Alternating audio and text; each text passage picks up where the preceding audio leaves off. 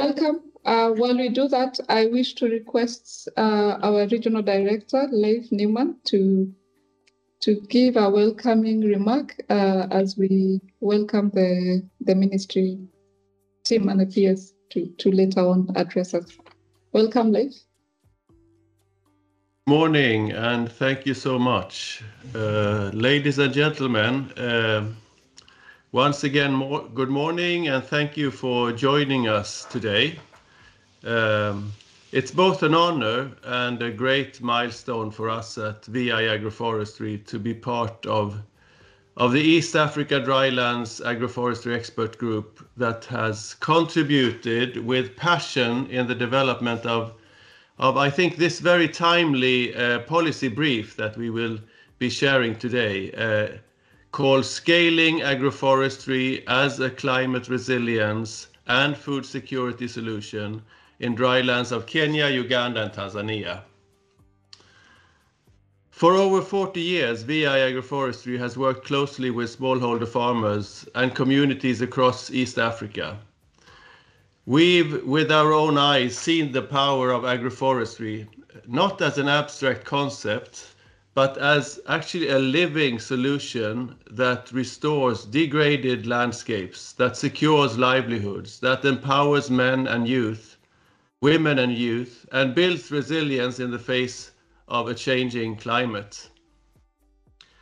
This policy brief is a strategic advocacy tool grounded in evidence, and it's shaped by local realities. And it's driven by lived experiences by the communities in these areas. And it calls on us, whether we are government representatives, civil society, research organizations, or the private sector, it calls on us to act collectively and boldly. The drylands of Kenya, that constitutes 80% of Uganda with 40 to 45% of drylands, and Tanzania with 60% drylands, are highly affected by the climate change. But they are also frontiers of opportunity. Over 40 million people live in the drylands across these three countries. And these populations, they are predominantly pastoralists, agro-pastoralists, and smallholder farmers, whose livelihoods are deeply tied to natural resources and therefore highly vulnerable to climate shocks. However, despite harsh conditions, drylands offer immense potential for agroforestry, for reforestation, and for nature-based solutions. If we scale up inclusive, locally adapted agroforestry systems, we can actually reverse land degradation, we can stabilize food production, and we can strengthen the adaptive capacity of millions. And this means that it's not just an environmental agenda, it's actually a development imperative. As we launch this policy brief today, we invite you to see it as a beginning, a catalyst for policy coherence, both nationally, regionally, for investment alignment, and for multi-stakeholder collaboration.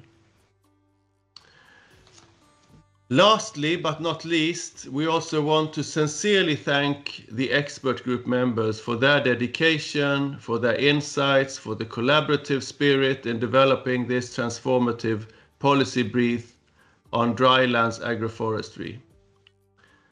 Together, let's champion agroforestry not as an optional practice, but as a policy priority. Asanteni sana. Thank you so much, Leif.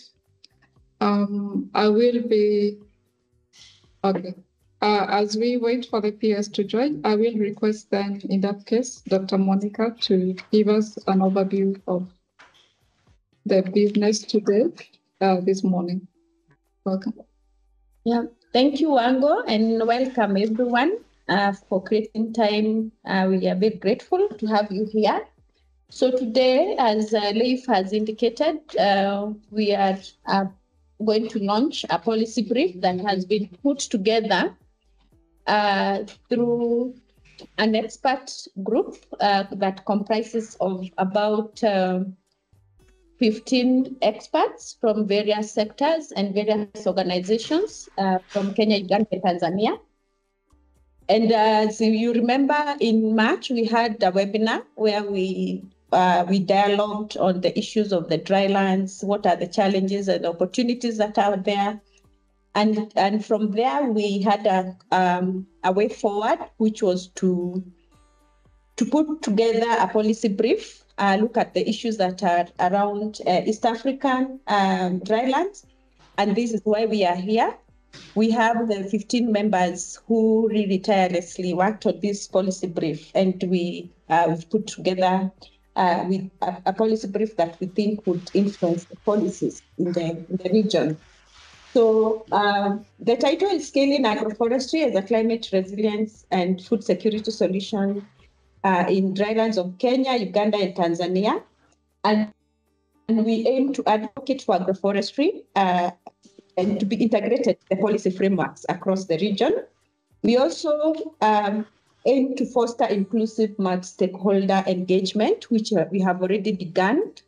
We started from a symposium that was held last year in Tanzania, the National Agroforestry Symposium, and the experts engaged with the policymakers from Tanzania on issues matters drylands transformation.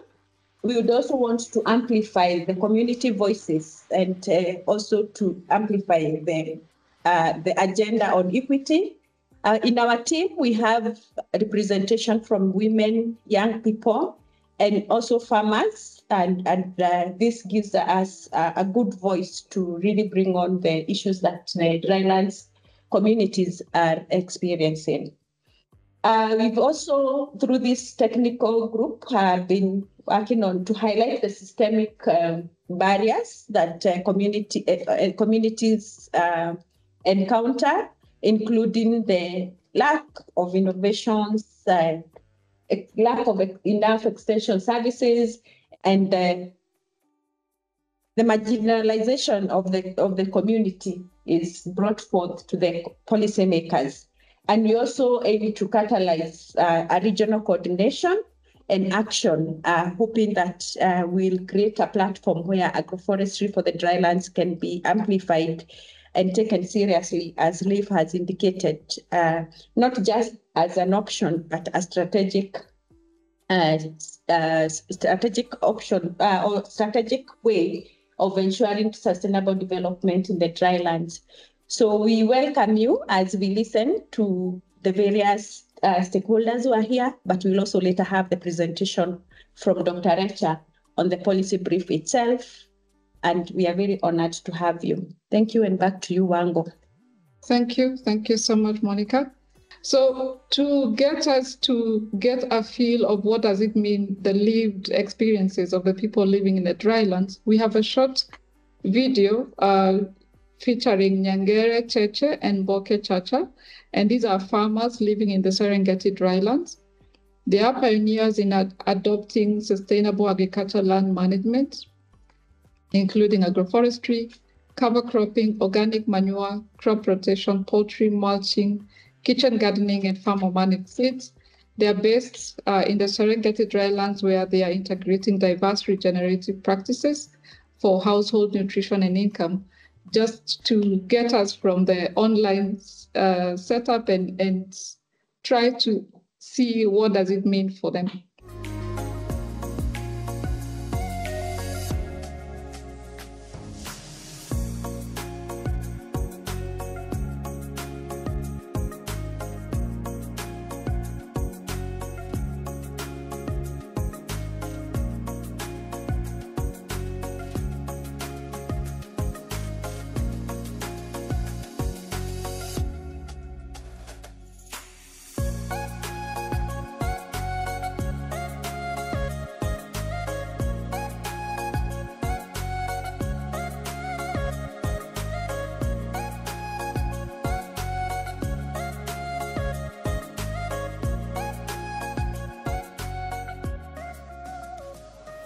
Jina langu naitwa Nyangere Chenche, mkazi wa wilaya ya Serengeti, kata ya Lingwani, kijiji cha Kenyana. Mimi ni mkulima ninayejishughulisha na kilimo mseto. Kabla sijapata elimu kutoka shirika la Mviwanya chini ya mradi wa Asili B, eneo langu lilikuwa kame kama linavyoonekana hapo, na kutokana na ukame huo sikuweza kupata mavuno mazuri. Nilikuwa nikivuna wastani wa gunia 2.5 eka. Baada ya kupata elimu ya kilimo mseto kutoka shirika la Mviwanya chini ya mradi wa Asili B mwaka 2024 Januari, nilishirikiana na mke wangu kuanzisha shamba la kilimo mseto ili kukabiliana na ukame. Na katika shamba hilo tulipanda mazao kama vile mazao funika ambayo ni mikuna pamoja na kanavari pamoja na miti, na lengo lilikuwa kuboresha ardhi pamoja na kuongeza unyevunyevu shambani. Baada ya msimu mmoja nilipanda mahindi na kufanikiwa kupata magunia 8 kwenye eneo hilo. Baada ya kuchanganya mazao funika na samadi kutoka katika mifugo yangu. Kutokana na kilimo mseto, shamba langu limebadilika na ule ukame uliokuwepo mwanzo kwa sasa haupo kabisa. Ilipofika mwezi wa 10 mwaka 2024, nilipanda mahindi katika eneo hilo na kuvuna junia 13 katika eneo la nusu heka. Pia kutokana na elimu ya kilimo mseto, nimefanikiwa kufuga ng'ombe ambao hunipa maziwa pamoja na samadi, ambayo samadi hiyo naitumia shambani kwangu. Pia nimefanikiwa kufuga kuku, na hadi sasa ninao kuku wapatao 150 kwa ajili ya lishe na kipato. Kwa hakika kilimo mseto kinabadilisha maisha ya mkulima. Changamoto ambazo nakutana nazo napohitaji kuanzisha shamba lingine la kilimo mseto ni pamoja na ukosefu wa ardhi, lakini pia miche ya miti na fedha ambazo ningetumia kama mtaji.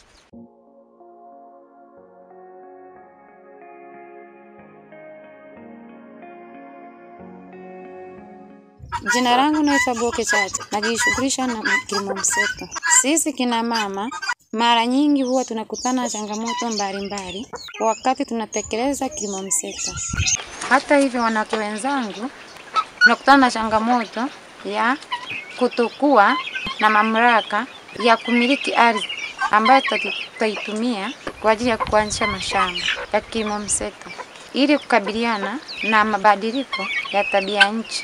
Pia kama ningepata bahati ya kuonana na watunga sera, jambo kubwa ambalo ningewaambia ni kusaidia kina mama kurithishwa ardhi kutoka kwa wazazi wetu. Allow us to introduce the Permanent Secretary, Ministry of Environment, Climate Change and Forestry in Kenya, Dr. Engineer Festus Ngeno.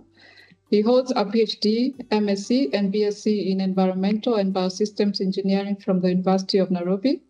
He also serves as Kenya's UNFCCC, UNCBD, UNCCD, GCF, GEF Adaptation Fund, and BRS Focal Point, and chairs key environmental donors as well.